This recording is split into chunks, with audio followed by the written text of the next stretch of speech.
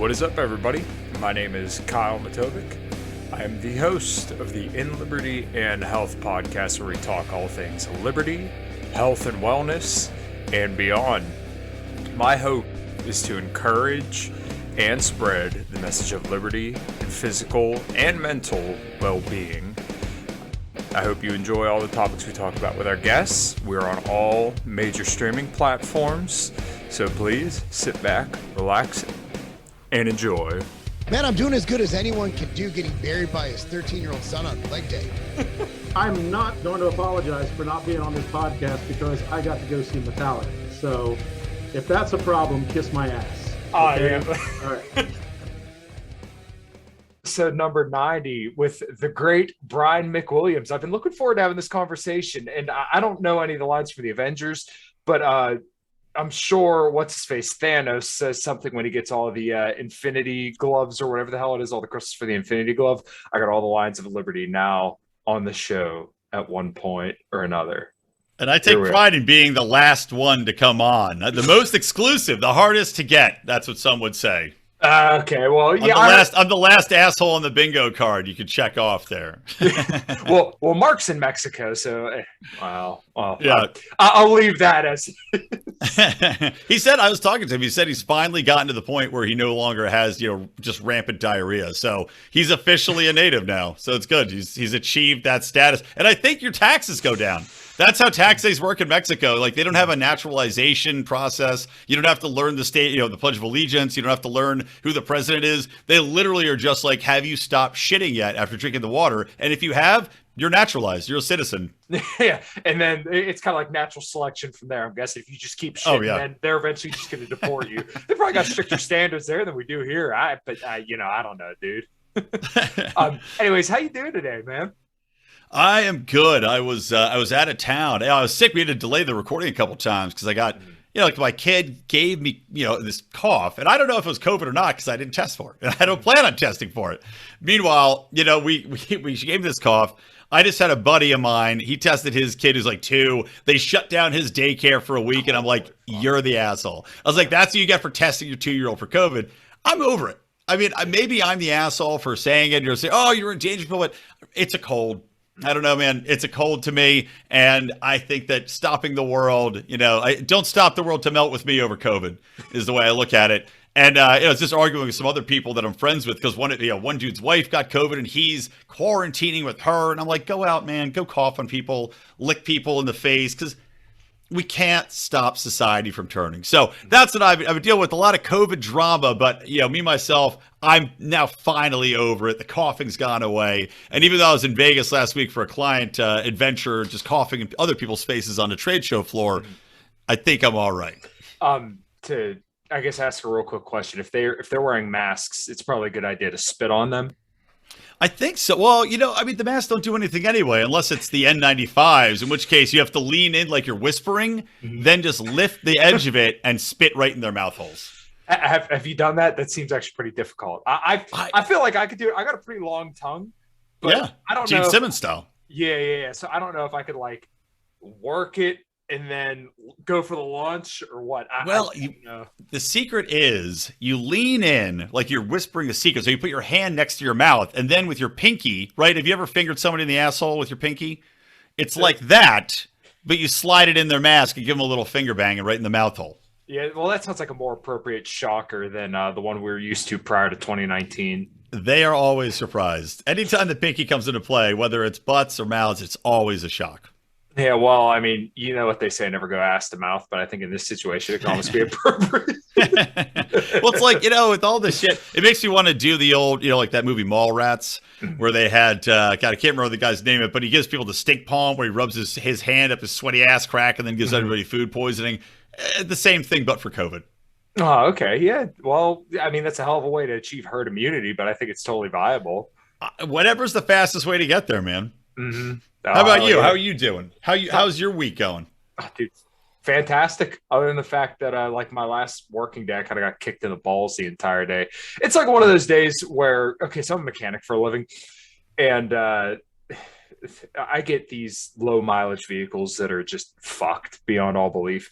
So I pull in this Buick, and the USB in like little plug for like an aux cord didn't work.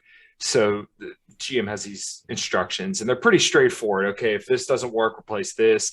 Then if that doesn't work, replace this. So I followed it to a T, and then I had to call GM's technical assistants, and they're like, yeah, well, you're gonna have to do all this shit. And it's like the end of the day. I'm like, I just want to go the fuck home. And I'm like kind of bitching, put shit back together. I'm like, look, they're gonna have to leave the fucking car, or they're gonna have to take it. And then I had a car earlier in the day. I put something into it. Didn't fix it. So the normal saying is like, oh well, that ain't it. So right. Well, that's the thing, man. With what your job is. So in the old days, if you were a mechanic, you're like, okay, I'm dealing with mechanical aspects. Mechanical, right? And now it's electrical. Now it's computer shit. Now it's all these different things. Like that's where with my car. I mean, I envy people that have like cars from the 1970s that don't have all of this electrical bullshit. Granted, it's easy, right? You get your GPS, you can move around, you got your podcast, your Bluetooth, but you can fix your car effectively, right? And it wouldn't cost like on my old car, it was a Saab, and the center ignition switch. I am so, oh, dude, I fucking hate those cars. I understand why. I loved my Saab. It was fast. It was a Saab 9.3 Sport, quick as shit, man. Those are kind of cool. But it died because Saab had one weird year where they made this very specific ignition switch, and it was only in 1 year of cars, and then the company went out of business. So I couldn't find the switch. You had to literally rip it out of an old car. This dog knows what's up. Yeah, it pissed off my dog. Somebody say Saab. Yeah, but I had to rip it out of an old car to get it installed. But I mean, it's like I can't imagine how much more difficult your job is now, having to deal with all of these electrical specs and putting in these different parts. Again, it's like as opposed to the old days, we're like, okay, I have a grasp of the mechanical components involved in making this thing run. I should be able to fix it fairly simply without having to go through, like you said, 50 pages of electrical guides. Oh my God. Yeah. Don't even get me started. I literally put an engine in a 500-mile Cadillac XT5. And it used to be like you open the hood and you can reach behind there and you put it up in the air. There's a couple things there. Now you're literally dropping the entire front end of the vehicle onto the ground, separating it. And this shit just takes so much time. And then you got people screaming at you. And then at my job too, we have very unreliable people. And this is the only dealership I ever worked at where like the techs are unreliable. People just like randomly don't show up. So it's like, all right, well then you have to pick up the pace for everybody else that ain't here. And, yeah, man, Jesus Christ, it fucking sucks. So I always wonder how many people. Well, I don't want to steal all this, but I always wonder now. I'm like, okay, anybody that shows up late for work, right? We're coming out of this home economy. There's a lot of money to be made on OnlyFans. Are any of your coworkers hot enough to be on OnlyFans moonlighting, and they're just not showing up to work anymore because they're busy showing their dicks? I do have a coworker from West Virginia. He's got a solid dick on him. Well, it's pretty lowbrow. I call him Teddy Graham because if you looked at him, he's shaped like a Teddy Graham. And he says, I'm so cute and lovable. I said, yeah, but you're not hot or fuckable. So, but he got a girlfriend recently. I don't know if I've told this story on the podcast, but he got a girlfriend. I haven't heard it, so it's new to me, man. He got a girlfriend, and he wouldn't tell anybody her last name, right? And we all knew that he knew it, and he would say that he didn't know it, but it's almost impossible to not know your girlfriend's last name. Right. So I came up to the solution to this after he started like letting it be known that he knew but didn't want to tell anybody. I'm like, look, if you don't want to tell anybody, that's fine. But if you're going to lie and say that you know or that you don't know and everybody knows you know, all right, now I got a fucking issue. So I started talking to him. I said, you know why you won't tell anybody her last name? It's because it's your last name. And he lives in West Virginia, so it makes sense. Well, he used to live in West Virginia. Sister, cousin, or unknown lost brother. You decide. That's where, too, I wonder, I never tried this, but I know you can find people, and this is what's scary, too, by taking a picture of them, right? And you could back search through Google logs and, compare it. I not only found this out by watching 90 Day Fiance, where some old chick was getting catfished by some young hotbod, and they took the picture and just Google searched and uploaded it, and you can find people's pictures that way, too. So that's another way to stalk somebody, but you'd have to meet her. Yeah. Well, people my age, I'm thankfully kind of out of the dating market. But man, I'll tell you what, I had to mess around with Tinder and Bumble for a while. And yeah, if you're looking to get laid, there is no better way. But I mean, like the fucking bitches I'm are jealous crazy. of you. I got in my relationship with my wife right before Tinder and Bumble launched, and I can't tell you like the anger that still to this day I hold inside me for I could probably get laid 700 times in 2 months, but no, I had to go fuck it up, meet this love of my life, ruins everything for me. Yeah, well, I had a few bad experiences. One of the worst ones was I remember going to this bar out in Indiana, which is like a small college town, and this girl looked really good in all these pictures. So I was pretty excited. I'm like, oh man, this bitch is smoking. So this could be pretty cool. So I see all these girls walking in and I'm just sitting there with my drink. And this is after I quit drinking beer. So this was probably about like 6 years ago now. And all I drink is whiskey, liquor, and like White Claws. I know it's kind of like two ends, but all together in a jug. Yeah, so I had Goldschlager and Crown, which is actually really fucking good. But I mean, that shit will get you. That's disgusting. Goldschlager's the first thing that ever made me throw up. Actually, it might have been Aftershock, one of the two. Okay, well, I mean, it'll get you fucked up, but it tastes pretty good. So I'm sitting there sipping on it, and all these good-looking women are coming in. Like, all right, where's mine? And then she came in. I swear to God, this bitch was 6'2", black lipstick, nipple piercings, and she came in with a gay dude right behind her, right? And I'm looking at them, I'm like, oh my God. Woo! It's gonna be a rough fucking night. So I'm pretty sure I was more attracted to the dude than I was the girl. That's it. Well, still, but you still got lucky, so that's a good end of the story. No, I didn't get lucky. I left the fucking bar. I'm like, I got. Come on, man, experiment. You're sitting there drinking Goldschlager and what? Goldschlager and Crown. Crown's my go-to. Okay, Goldschlager and Crown. Well, you would have deserved it. And Goldschlager, if you would let that guy fuck you in the ass, he would have pulled his dick out and it would have been covered in gold flakes. How's that for a first date story? Well, I mean, at least you could recover some of the loss, at least, right? Right? Yeah. I don't know what gold. Okay. I was going to say the same thing. I don't know what the gold value of those flakes are on the marketplace, but with inflation. Well, yeah, that's what I'm saying. If I would have held it back then, it would have been at least worth like $20, maybe. Which it's probably about the gas and the drinks that it cost me to do shit that night. Yeah, dude, it was rough. So you were in Pennsylvania at one point, right? You, Mark, and Odie. Yep, that's how we know each other. We all went to Penn State. And I said I saw your Yinzer, proud Yinzering. So yeah, you and Odie are in Pittsburgh, but yeah, Odie's from Pittsburgh. We all went up at Penn State. Mark's from Connecticut originally, and I'm from Philly side. So yeah, in Pennsylvania, and after the Sandusky scandal, of course, which is bullshit. You can listen to a very recent episode with John Odermatt on how the Sandusky scandal is bullshit. But all been up at Penn State, but that's where I learned to hate people from Pittsburgh from my experience at Penn State. And I had nothing against it before that. I'm in Philly, I'm like, whatever, same state, football, hockey, whatever. Got to Penn State, and just because of the close proximity to all of these Pittsburgh putting French fry on their sandwich, loving dummies, I learned to despise them. And especially, I don't know exactly how old you are, but there was a sports rivalry between the Flyers and the Penguins, which went like 6 overtimes right when I was in college. And people were yelling in the middle of the night up till 2 a.m, screaming at each other, sounds hollering. About right. So yeah, exactly. So I've gotten over that now. I learned to hate people from Pittsburgh. Yeah. Okay. Yeah. You know what? That's a fair point. I'm not a sports person at all. I fucking hate sports, and I actually don't like Permane Brothers, and everybody loves Permane Brothers. Okay. Other than that, I've been to Florida, Kentucky, Las Vegas, Ohio. I lived there for about a year and a half. Maryland, and I've never had better food anywhere. I mean, I'm such a diehard fucking fat kid at heart. Oh my God, yes. What's there to like in Pittsburgh? What are you pulling out of the Hines River or whatever the fuck it is there? Other than old ketchup bottles with hermit crabs pretending that they're shells. Big Rig's Barbecue is the best barbecue restaurant in the face of the planet, and I will die on this hill. I will proudly die on this hill. There's a place called Condado's Tacos. It's like a taco chain. here in Pittsburgh that's fucking phenomenal. I live in Los Angeles. There's no way in hell your taco place in Pittsburgh is going to be better than any taco I can get anywhere on the street here at any point in time. No, you probably got a fair point there, but the barbecue here is to die for. All right, I'll give you that. There's breweries all over the place. I mean, there's even a brewery just a couple minutes away from my house. I live about an hour north-ish of Pittsburgh. Did you guys go to like Penn State in like the middle of the state? I think it's called State College. Yeah, we went to State College. It was like the main campus because they got a shit ton of satellite campuses now everywhere too, which you can graduate from. And I will say it pisses me off.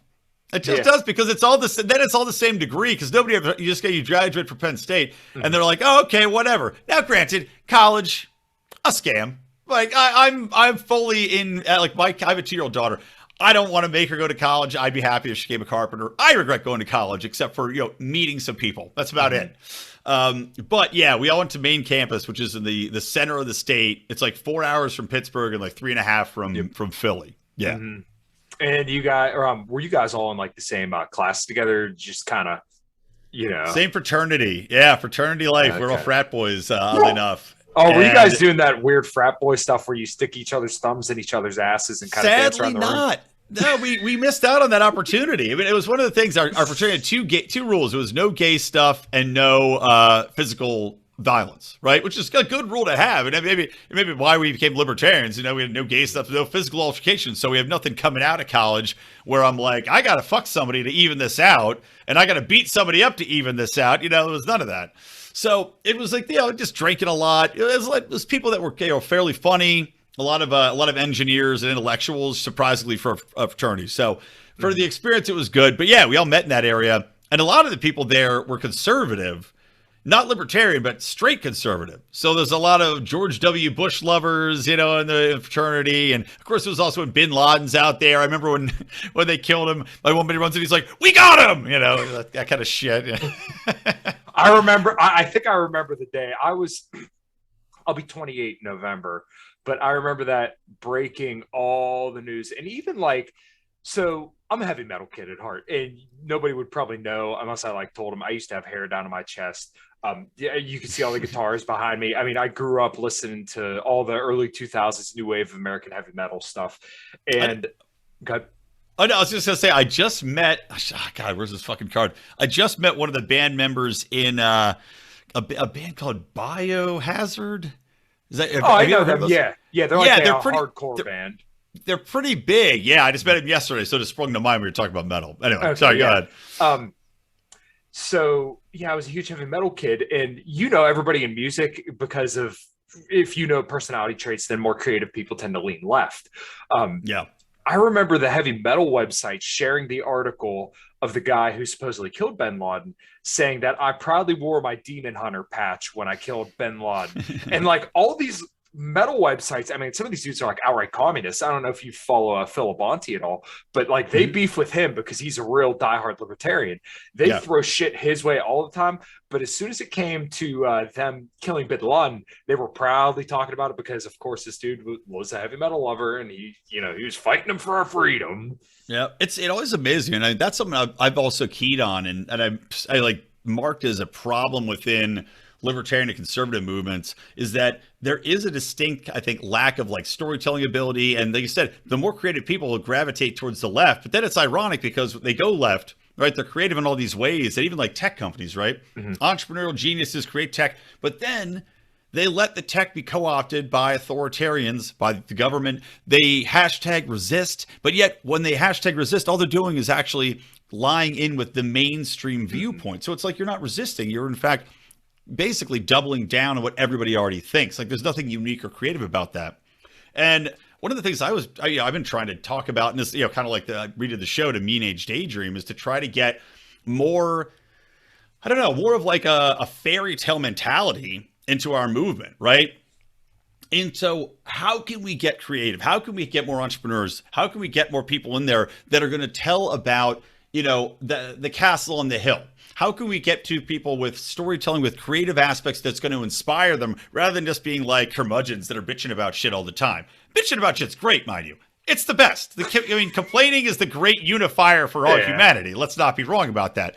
But when it comes to the point you're making earlier, when people want to be inspired, they're not looking to libertarians. You know, they're looking to these fucking dipshit leftists who can they'll create a great story, but, you know, they've got to put in a guy with 6 dicks and, you know, he became and is a black Eskimo and all this other bullshit that in the meantime is also just kind of kowtowing and repeating, you know, authoritarian narratives. So we have to find a way to work in our narratives a little bit more creatively and a little bit, I guess, more subvertively. Because, right, isn't that the left's big deal is they're able to subvert people's outright outrage, their logical objections, because they get wrapped up in the story. And then by the time they realize that, you know, Cinderella is going to be teaching their kids that there are 18 different genders, well, it's too late. Right. Disney Plus already. Yeah, right. So it kind of seems like you guys over at the at your network there had kind of came to a realization after COVID that libertarianism isn't enough by itself. And I think anyone who's been objectively looking at the last 2 years, they realize we can no longer just sit by and constantly be right about everything because, well, we could be right, but, you know, what good is that if our lives aren't any better, you know, materially? So I know Mark, I don't want to say he's like, you know, given up on libertarianism in itself. And I know John hasn't either, and I'm sure you haven't either. But it seems like you guys realize, like I said, it's just not enough and that there needs to be more. Like, we need to do something else. I haven't heard you speak necessarily outright about that as much as Mark has in particular. I know John does a little bit, but, you know, I guess let's start with when 2020 kind of happened. Where were you in kind of throughout like the first 6 months? Did your mind kind of change on how things were going? Yeah, I mean, what we saw in 2020, and I think this is the catalyst of viewing libertarian, as you said, being right, you know, objecting, but having nothing actually change really came to a head, is that when you see everything get torn down, when you see people's freedoms get ripped asunder, when you see jobs, you know, just massive jobless, a third of, you know, businesses going under and children sitting at home, you see all these things happen.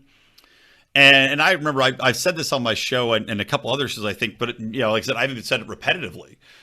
Is that when it came down to it, and I can't speak for Marcadoni specifically on this, but for me, it came down to, if we can't look at what's happened, right? If we look at all these things that have just destroyed society, if we can't make a stand on this, if we can't get ahead, if we can't massively explode the party and get people on our side to a position where we're actually going to say the Libertarian Party or libertarianism as a whole is a powerful cultural movement, which I still don't think we can say even now, then what is the fucking point, right? Because you could say, what bigger gift can you have than a government going full authoritarian? Not just our government, the world government going full authoritarian all at once. And all over something that now, if you look at it, you know, if you're not just one of these leftists that is absolutely completely bought into the concept and can't admit that they were wrong, if you look at it objectively on a disease which really was, as I said, a basic common cold, right? The death rates were approximately, you know, 1% in a small percentage of Americans. You have the vaccines that they forced upon us and all these hard effects and side effects and people dying and long-term effects of this shit that they pushed on us. You have giant, you know, massive billions upon billions of dollars of profit from big pharma in bed with these people. You have lockdowns on social media and what you can say and can't say and the advances in censorship. And you look at it and you go, okay, coming out of it, what's changed? It doesn't seem like much.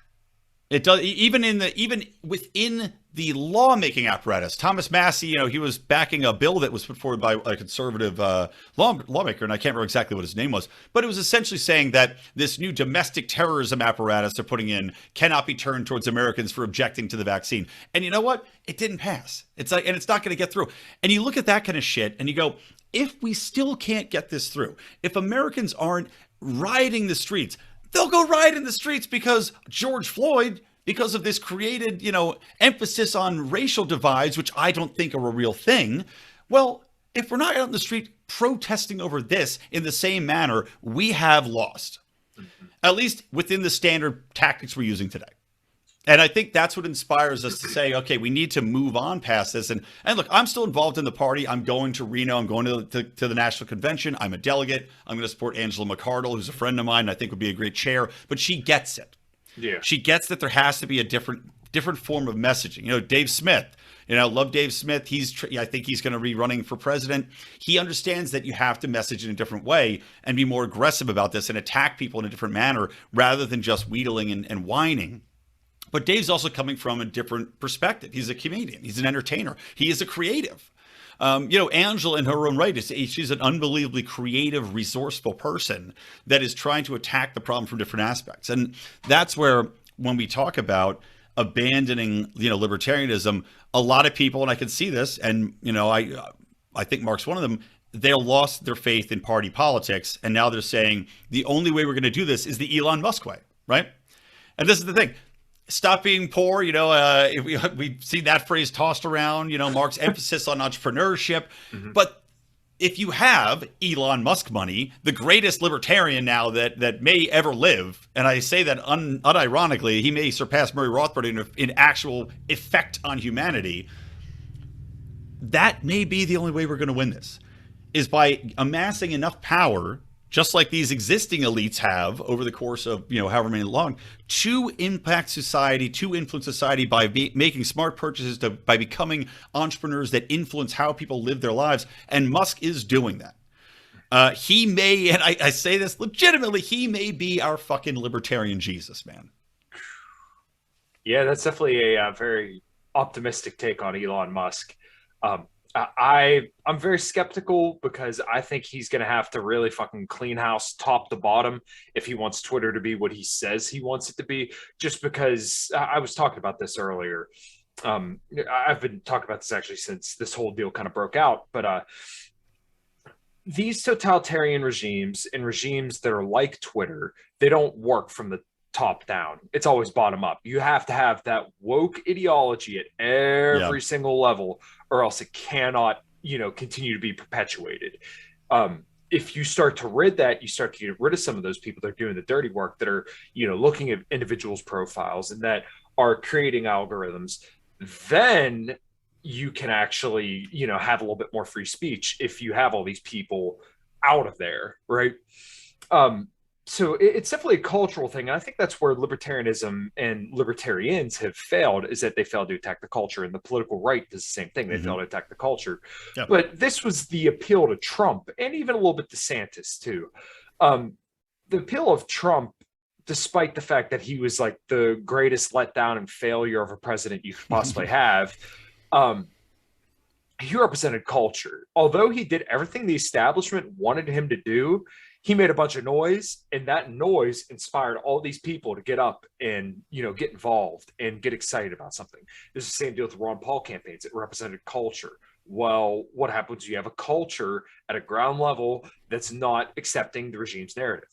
It can't hold up. So that's what's so dangerous about people like Ron Paul, about Donald Trump. It wasn't necessarily that they had power, although Donald Trump definitely could have had a lot of power, but he just fumbled every time he had the chance. In my mind, I think he's controlled opposition just by judging everything he said and then flipping on a dime. I don't know, but once again, he represented culture, and that made people more aware to the shit that was going on now.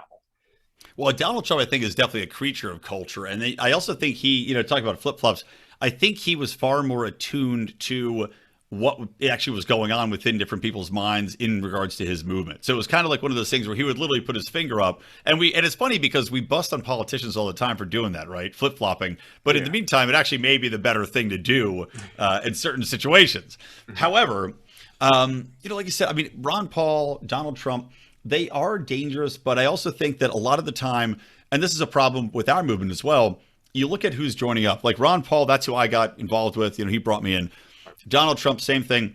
They represented an extremist viewpoint, right? And now, you could argue that, well, they both were within the GOP. How extreme could it be? But Ron Paul was literally talking about end the Fed. He's talking about ending the Department of Education.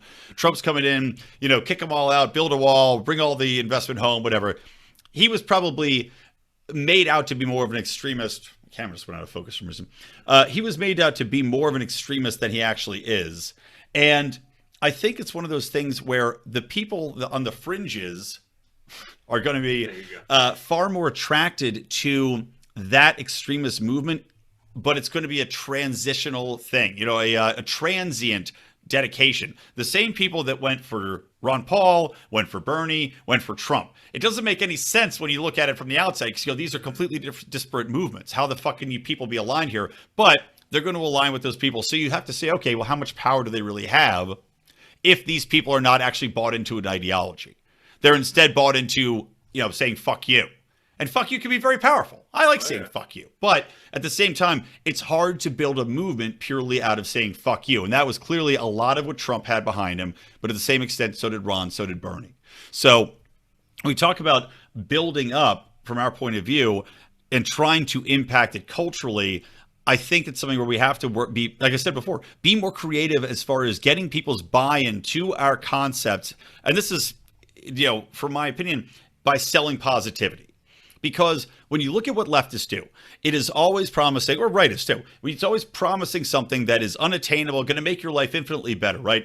The left promises they're going to give you hands out, everybody's going to have equality, everybody's going to be racially skipping and jumping along, you can get your dick flipped inside out if you want, and you're never going to have to work again. If you get sick, we'll take care of you, right? Promise you the moon.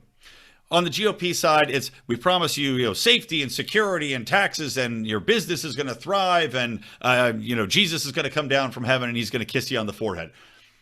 What libertarians are promising is to take all that away, and it's functionally a message that doesn't work.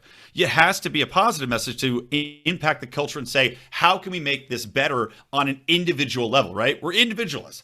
How can we make your life better where you're going to have a better family, a better future, your money's going to stay, your business is going to thrive? And I think we have the one ideology which actually can provably change these things.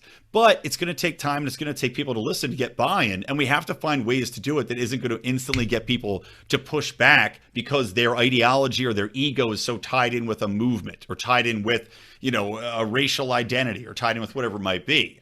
And that's where we have to be very clever about it, which is, I think, art, culture, trying to get involved with film, music is so important, because if you can get in and make people laugh or sing or whatever it is, and make them buy into who you are as a person, and then come around to listen to your views on libertarianism, well, they might like you a little better. Their guard's going to be down. Again, this is why I wanted to change the title of my show, so I'm not outwardly slapping people inside the head with, hey, I'm a libertarian. I'd rather them come in and laugh or have fun or talk about culture and then be like, oh, this guy's got some interesting points about liberty. Maybe I could be open to that, because the full frontal assault it's not effective. And we have so many enemies that are in the mainstream media, the mainstream press, tearing that down. And that's where, when I look at Twitter and Musk, you could have some suspect about Musk. Obviously, he is definitely not one that's in opposition to crony capitalism or taking handouts from the government. But I think at the end of the day, look, if you're playing within the system, man, play to win. And he is, operating within the system that exists today. And I think that I don't care how libertarian you are, if someone's willing to give you a 25% tax break for your business, why would you not take it? Right. Yeah. And see, that's the thing. So Elon Musk has definitely gotten handouts from the government and played the game. But it's like, okay, what are you supposed to do? Not play the game and lose, or play the game and win? Right. Right. Exactly. I'm going to win. I'm sorry. If we're at that level, I'm going to win. And yeah, it sucks. It's not 100% libertarian, but what are you supposed to do? Just fucking get capped off at the knees? No. Well, that's the thing. Exactly, man. It's like you're on a boat down a river. You want to try to paddle upstream, which is what we're all doing, right? Except they go, okay, well, here you go. Here's the game. Do you want me to lend you a paddle? Nah. You just float down fucking stream and off the waterfall. And that's what we've been doing. Mm-hmm. And when we talk about, culturally playing the game effectively, I think it's one of the things libertarians have gotten a lot better. And as has conservatives as a whole, at fighting the fight on more effective terms with comedy, and predominantly with comedy. Because you look at the memes going out there, a good meme, lives of TikTok, right? Not that those are memes, but effectively showcasing madness on the left, and making it comedic. Easily shareable viral moments, right? Or these memes that you see, the great meme of the sweating superhero, which button to push. These things are visually effective, they're comedy, and it's hard for people to argue, because that comedic instinct to laugh at something can break through a shell. And even, like Bill Maher had a great joke, and not that this is on a specific topic, or a specific culturally relevant topic, but Bill Maher is doing a lot of our work for us right now. He's not perfect, but you can see how things are kind of changing. And he had a great joke I just heard about Hunter Biden. I just retweeted on my Twitter where he's talking about Elon Musk's tweet about putting cocaine back into Coke. And he joked, well, it's all fun and games until Hunter Biden gets his head stuck in a vending machine, right? Mm-hmm. That's fucking funny. Even if you're on the left, you got to laugh at it. But it raises the questions then, okay, you just laughed at Hunter Biden. Well, it makes you wonder what's now been obfuscated by the mainstream media and the government in regards to his laptop. Is Joe Biden corrupt? I mean, it opens up that little crack in people's minds with that one joke to then follow it up with something interesting or to have them remember some of the things that they've actively and effectively blocked out of their own minds to protect their ego and protect their beliefs. Right. So it's kind of like dangling the fish in front of somebody. Or the fishing rod analogy where you have the dollar and you just slowly pull it back, but you're piquing people's interest, which is something that libertarians have for a long time failed to do. I want to bring it back to something that you said earlier. So we were having a little bit of connectivity issues, but Larry Sharp is one of the greatest people on the face of the planet. I absolutely love Larry. I have so much admiration for that dude because he's one of the guys who brought me into libertarianism. He always says he's selling happiness, and I think as naive as that sounds, he's really onto something because I think we need to be a collective of happy warriors, right? And I know that's cringe to a lot of libertarians, but if we're happy warriors, if we're influential people fighting for liberty, and we're having a good time doing it, and we're happy about it, and this is, despite the odds, despite the fact that we're, crawling on broken hands and knees uphill, if we're enjoying it while doing it, then that's something that we could sell to other people. Like, hey, let's go do this. Let's go have fun doing this. We're going to change the world for the better. But, we're going to have a good time doing it. And even if we lose, we still had a good time doing it. When you just tell people this is misery, this is terrible, the odds are stacked against us, you're going to hate your life, this is going to suck, then why would anyone want to listen? Why does anybody care? They'll just fucking go sit at home and vote Republican or Democrat for the rest of their life. And yeah, there's some better Republicans than there were 10 years ago. Maybe there's even some better Democrats than there were 10 years ago. But if you're just telling them that all you're going to do is ruin their life by pulling the wool off their eyes, why the fuck would they want to do that?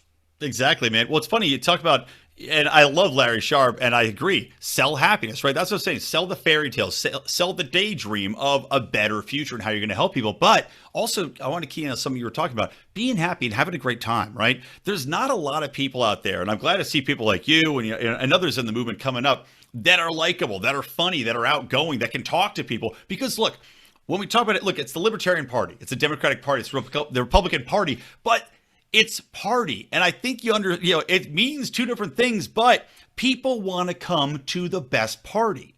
And the Libertarian Party happens to be the one that's for the most freedom. If you ever gone to Pork Fest or any of these other events, it's whatever goes, man. We should have the monopoly on the best party, right? And now we've even had women coming into the movement, shockingly. So we've got that too going for us. But the point being, like you're saying, having a good time, joking, laughing, is showing people that you can have an enjoyable experience while changing the world is going to bring in the people that are creative from the other side. It's going to bring in all those, those crazy leftists that are coming in that just are zany and they latch on to these different ideas. They're going to see these people are having a fucking great time. They're trying to help people. That's something that libertarians get stuck with. And this is a label that the GOP and the left have successfully slapped on us, that we want to be hurting people, that we're only for ourselves. Not true.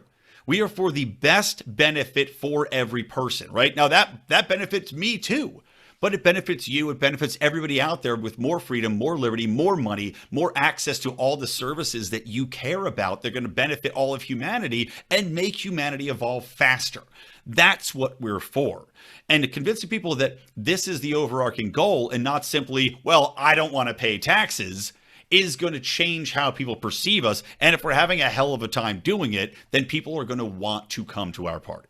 Right. And one thing that I like about you in particular is that you come at things from a very comedic angle. You do comedy on the side, right? I did stand up for about 7 years, and I've gotten out of it. I think I'm going to try to get back into it again a little bit more. But you're going to see that with the show. I'm going to try to do a lot more sketches and songs and stuff like that, like I used to do. But yeah, for about 7 years I did comedy, and I ran a show here in LA. Well, That's one thing about, I could tell that you did stand up at one point, and I know you've mentioned it on your show a few times before, but you're a likable person. You're a funny person. Dave Smith is a likable person. He's a funny person. You need people who are just likable to be in the movement, like you were saying earlier, because what if I'm just some neck-bearded dude that's read every single libertarian piece of literature, that sits in his basement and just tweets out angrily all day, every day?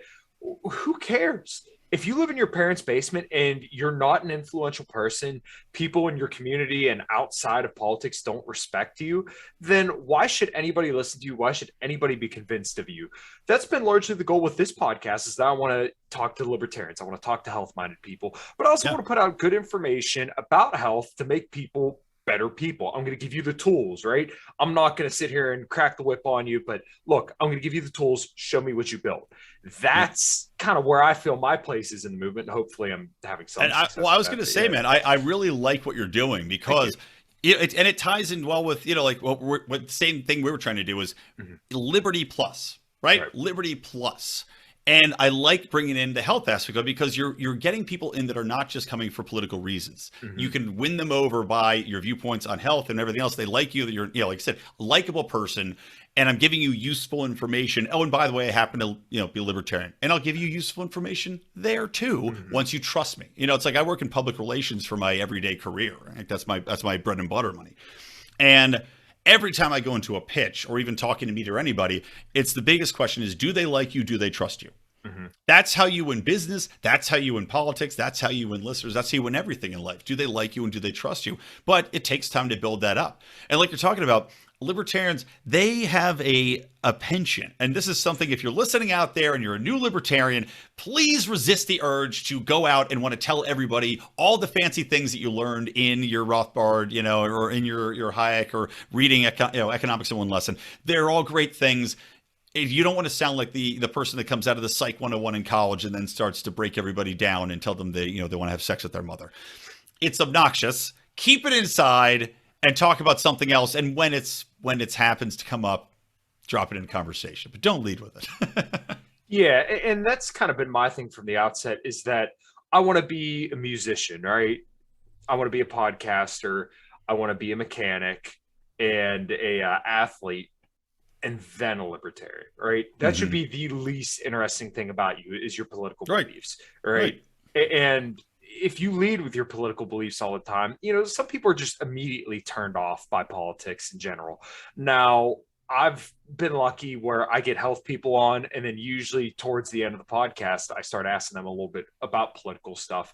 And, as I did with you and every single guest I have on this show, if I haven't had them on prior, always ask them, hey, is there anything you don't want to talk about? Just because I'm not here to ambush people.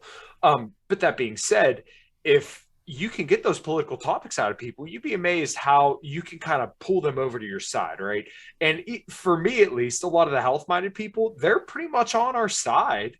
You'd think, yeah. Well, it makes so much sense. Yeah. You want to control what you put in your body. You want to control how you live your life. You want to have transparency in what you can get or can't get. And especially with, when you talk about health, there's so many things, especially for people that are on, looking forward to what the next thing in health is. My wife's one of these people, we just got now our dried beef liver sticks and all this shit. And she's into, like hard minerals we're drinking in tea and all sorts of crap, right? She's on the forefront of whatever the health movements are. But a lot of that stuff, maybe they want to quash your access to information. Maybe there's misinformation out there coming from pharma, stampeding over your rights to access, weed, or if you want to have a steroid, or if you want to have, even human growth hormone, whatever you want to get, it's your body. You should be able to put what you want into it and control that, as long as you're not harming anybody. And I think people in health understand that, because they do have regimented views. And a lot of times their views might be outside of the norm when it comes to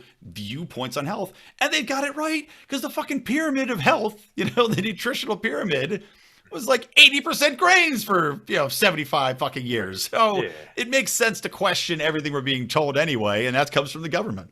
Right. And I've been talking to different people about this on the show recently, but it's kind of funny, the NGO, right? NGO, non-governmental organization of the World Health Organization, had classified processed meat as a class 1 carcinogen and just regular old red meat. So like you go to Longhorn Steakhouse, sit down for a steak, that is a class 2 carcinogen. And a carcinogen is defined as something that causes cancer, right? The World Health Organization defined those as carcinogens. Okay, so let's go a little bit further. In 2020, when COVID was a very, very big deal, and it was all anybody was talking about and all that was in the news, YouTube had put out a notice and said anything that disagrees with the World Health Organization will be taken down off of YouTube. Yeah. So think about that. If I were to just tell you, hey, maybe you should include some red meat in your diet because of B12, because of folate, because of there is vitamin C in meat. Vitamin C, the bioavailable iron, the bioavailable protein, and as we know by digestible, indispensable amino acid charts, that red meat's one of the highest sources and the highest bioavailable sources of protein to our bodies. You recommend that to people and tell them it's safe to eat. You now disagreed with the World Health Organization. Yep. And that could be taken down off of YouTube. Now, I think they changed it. I'm not 100% sure, but shit's kind of ridiculous. And this kind of gets to the broader point of the health people can no longer be separated from this stuff because so in your face, you've probably seen the articles going around saying that now fitness is a far right phenomenon. Like, what the fuck is this? Everything's a far right phenomenon now. Yeah, I have seen articles about that. God, there was something else really recently too that was something they were trying to portray as alt-right that was so fucking absurd.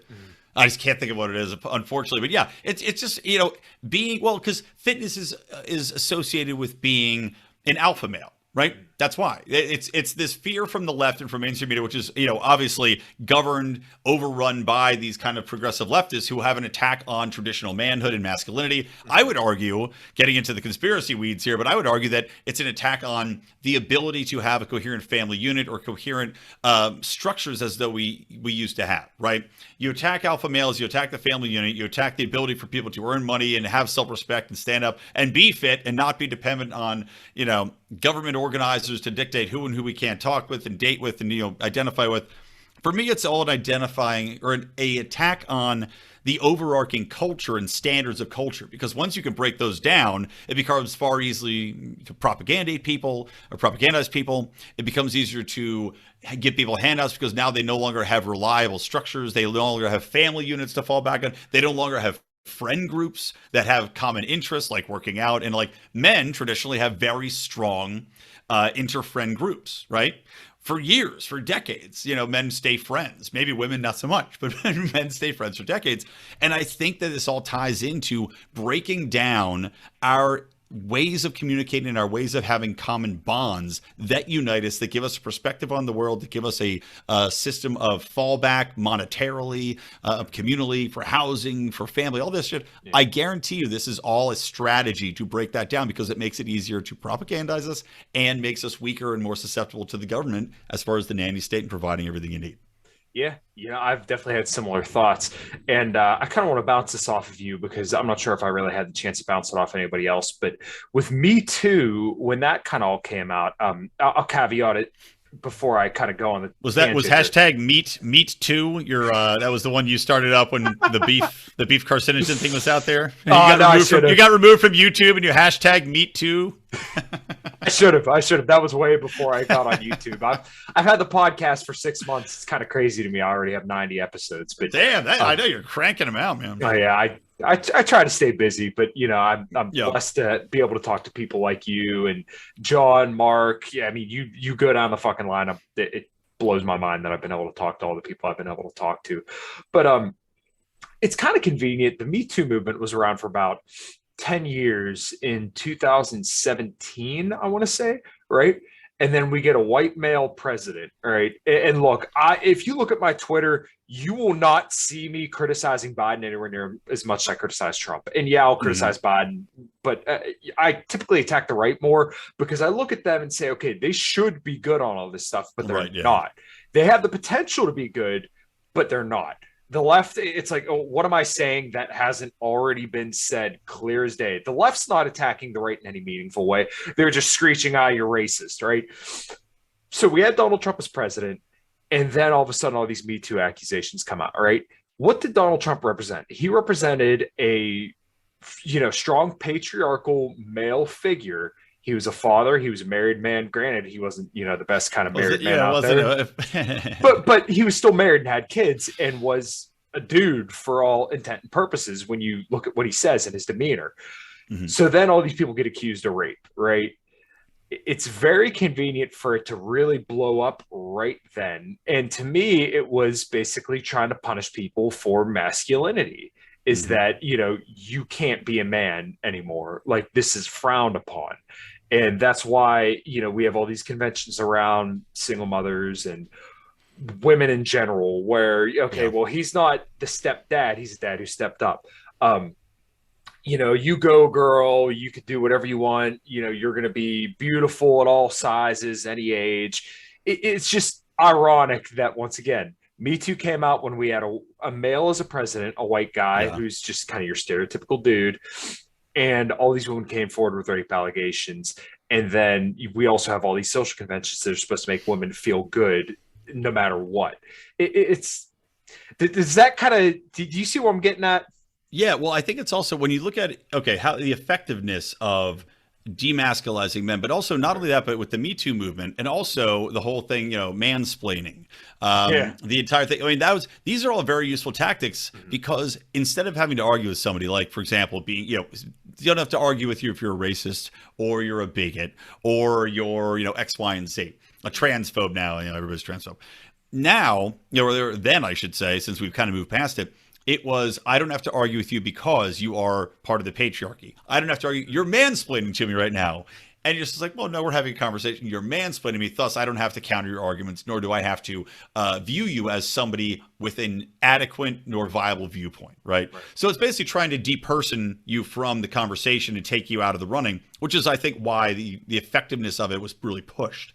And to your point, again, another attack on manhood, attack on the, and I guess from a third wave feminist perspective, I can get why you're saying, okay, we've lived in a patriarchal society. I can understand that viewpoint, but at the same time, there must be, and this is what I always fall back on, there must be some reason that these societies have basically fostered all over the planet in this exact same manner. There's a reason why everybody's got different bathrooms in the exact same manner, because this is how societies function most effectively. Now, if we could evolve past that, fine, I'm all for it. But it does seem there's a distinct effort to destabilize, to revolutionize, and to completely remake these cultures in a very short time span without allowing any natural evolution to occur. And that's what, to me, comes back to Me Too, comes back to what's going on in the schools, what's coming around to the attack on the family units. And as I said, my conspiracy is because it is to absolutely rip asunder the basic structures of humanity, leaving everybody vulnerable. And I think that everything we're talking about ties into that. When you kind of take it back and look at it from that 1,000-foot level, you can see how each of these is a distinct attack. And this is why even what gets covered in the media, what we're prescribed to talk about, climate change. I mean, Donald Trump was another one. He literally ripped families apart. People got divorced over Donald Trump. Climate change. It will rip families apart. People won't talk to their parents because they don't believe in climate change, or they don't believe in, that police are shooting black people, in the head every day for no reason. These are the issues that now are 100% pushed on us that really effectively have no real impact on our lives. I'm looking outside. Climate change is not impacting life in any way I can tell. I have not seen, black people be shot in front of my house, nor have they come for me and my family in the night. These are the things that are pushed on us. And I tell you, it's specifically because they are the most divisive issues they know will rip people apart and break these family units apart. That's my opinion. And I think if you look at it empirically, it seems pretty effective, and you can tell that it's happening because we don't get a lull, right? We don't get a lull in any of the news coming out to just have normal, whatever, the markets are up, the markets are down. It's constantly pivoting from one divisive, exceptionally, even the war in Ukraine. What the fuck does it have to do with you and me? Nothing. But it's all we're talking about. And if you dare to question our support of Ukraine, then people attack you as a Nazi, as a Putin puppet, as a whatever, as a bigot, as a whatever it might be. So, yeah, and I've I've labeled myself socially conservative libertarian because I do believe that the more tight-knit families, tight-knit communities you have, the less you need a government, because Right. you're able to depend on your neighbor, your kids, your grandparents, whoever are there to help you out. But when you shatter that, then you can have the government grow and grow and grow, so that Mhm. way they can come in and control you by whatever means necessary. And So they're that's your arbiter of truth, and they're also the you need, when you don't have a family unit or a community unit where you know how to work things out, right, internally, because families, you learn how to work through problems. You have people that have passed down wisdom as far as solving this issue, working it out. You have your internal judge, maybe it's your family matriarch is your judge. If you don't have that, you only have the government to solve your problems, and you Right. only know the government for solving those problems. You never work anything out. And that's where you have all these fucking snowflake, dickheads in college that want to get teachers fired, or they call campus police, and they call the administrators if somebody, says an N-word rapping a lyric to a song walking around campus, they call the administrators rather than going, "Hey man, that's not cool." That kind of shit. Yeah, so I know you have a little bit of a time limit, but there's a couple, like one more thing I wanted to hit with you, and then we can Yeah, hit me. kind of rock and roll out of here. The Ministry of Truth, or the what is it called? The Bureau of Disinformation. Yeah, Bureau of Government Disinformation, or something like that. The new DHS organization headed by Fruit Loop Mary Poppins. Yeah, so these are the same people that told us 20 years ago that Saddam had weapons of mass destruction. These are the same people who told you that Iran was months away from having a nuclear weapon. These are the Still to this day, months away. Yeah, 35 years. 35 years ago, they said they were 6 months away. Well, they never said, to their credit, they never said how many groups of 6 months they were away from having a nuclear weapon. Right. These are the same people that told you that the vaccine is safe and effective. These are the same people who told you that your president was a Russian puppet. And they want you to believe that they're capable of deciding what is the truth and what's not the truth. Scary fucking times, dude.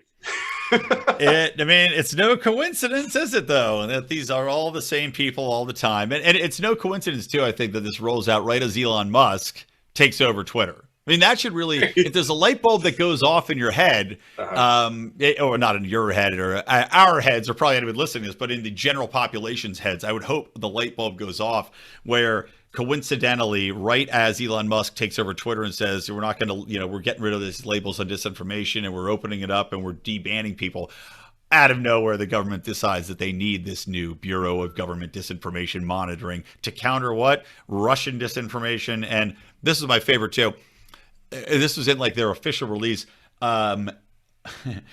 Irregular migration, right?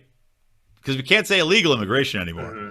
Irregular migration is now what we're also countering, which is basically a fancy term for we're going to lie to you about and obfuscate anything about migration and illegal immigrants that might be happening too. But yeah, it's no coincidence that when one of the biggest platforms is taken over by a free speech / conservative libertarian, the government feels they need to have an official body to counter it. But it also makes you wonder, as I talked about on my show a fefew times, the Biden administration was very clever in their use of social media platforms to go after political enemies, right? And this is predominantly, they say, to follow and attack extremism in the United States, domestic extremism, but they didn't officially have a task force for it. They didn't officially have a bill that could be objected to, that could be struck down or argued on the floor of, the Congress. Instead, they just decide that they're going to work with social media companies to mine data and basically hire out private goons to spy on this, which is what's been happening. So it's also interesting that this happens after Elon Musk is basically going to take a strike back at that, because I would hope that he's not going to work with the government in the same fashion and roll over and just give them all of our information and monitor us constantly for this quote unquote extremism. Yeah, and that's why it's so funny that people make the it's a private company, bro, argument. Like, yeah. I mean, there's pretty clear lines eventually when they're literally being told from the government, this is what you're allowed and not allowed to have on your platform. Same deal with the World Health Organization, like I was talking about earlier. It's not a private company anymore, dude. It's just not. It's not. It's a public-private partnership, as they like to say at that point. Yeah, it's no longer a private company. Yeah, I don't think there's such thing as a public-private partnership. At that point, it's just a public partnership. It's just public. Yeah, exactly. The government just run roughshod over you. Yeah, but then, you have idiots that will carry the water for the regime and say it's a public-private partnership. That's so that, it's thrown a bone to libertarians and right-leaning people who like free markets. So that way they'll just say, oh, well, you know what? No, it's not that bad because it's still a private company. Well, listen, don't be that fucking stupid. Please. What's so funny about that is, it's like, yeah, exactly right. They're like, oh, it's a public-private partnership, as though the private part's going to override the public part, when it never happens. The only time that happens is when the private interests override the actual government interest. It's kind of flip-flopped, right? Mm-hmm. Anytime it's a private entity that's a public-private partnership, the public part takes over the private. Anytime it's a massive government emphasis on regulation, right, pharma or whatever it might be, then the private lobbyists take over that, and it's then run by the private institutions. Mm-hmm. Think about that juxtaposition, right? Because every regulation we see put out there is pushed through by these lobbyist groups to quash competition, but yet whenever the government gets involved with private businesses, and the flip side, they always go the other way. It's kind of funky the way that works out. Yeah, dude, it's such a clusterfuck. All right, dude. I've kept you long enough. I got 3 last questions I ask every single guest. So first, what does liberty look like to you? What does liberty look like to me? Liberty to me looks like being able to live my life without fear. That's what liberty means to me. And there's a lot of different ways to look at that. It could be being able to walk down the street, and maybe I have a gun, maybe I don't, but know that I'm able to protect myself, that other people are going to respect my own individualism. They're going to respect my rights to traverse this world and not come after me, be that police or be that individuals. I think it also comes into play with not being afraid for the future of my children, what the government could do to them, if they're going to be differently viewed and allowed to participate in society in a free way. I think it also comes in a not living in fear for my money. What's going to happen to my funds? What's going to happen to my house? What's going to happen to my land? And having confidence in that everything will be respected from a private property rights perspective. So liberty is an absence of fear for me. Okay. What does health look like to you?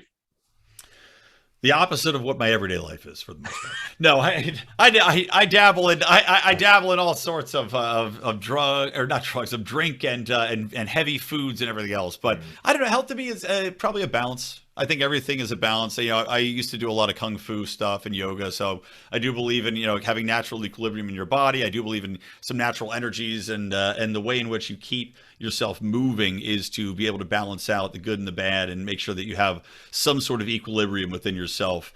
And anytime you get out of that by doing one or the other one a little bit too much or too little, that's when you can really get in trouble. And I think that's when you get a lot of your cancers and everything else bringing to fuck you up. Yeah, dude, I got you. All right, where can everybody find you, and anything you got going on in the near future?